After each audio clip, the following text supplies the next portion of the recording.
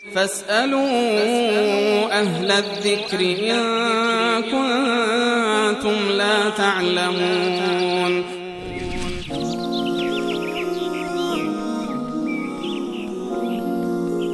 بیننده دیگه ما از اسمشان شهرام است، سلام کردن و بعد از سلام میگن حضور یافتن در مجالس مولود پیامبر صلی الله علیه و سلم که مولود خوانی میشه، البته در او شرک نباشه، از چه حکمی داره در چنین مجالس حضور یافتن؟ در اصل بدعت ها از کم شروع میشوند و به بیشتر و به مراحل آلودگی های شرکی و خرافات و دیگر اباطیل میرسند.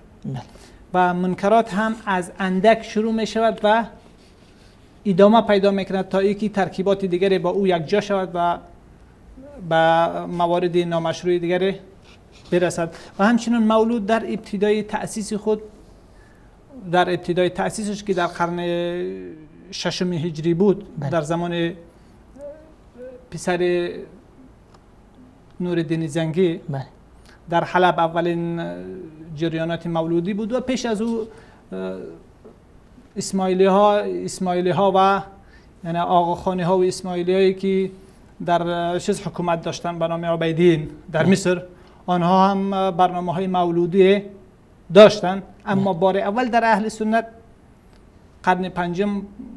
قرن 6 هجری در حلب یعنی بدعت راه اندازی شد و آهسته آهسته در این شرکیات و دیگر چیزها اضافه شد و بدعت کمش بوده باشه یا که بیشش نادرست است و باید از او اجتناب شود.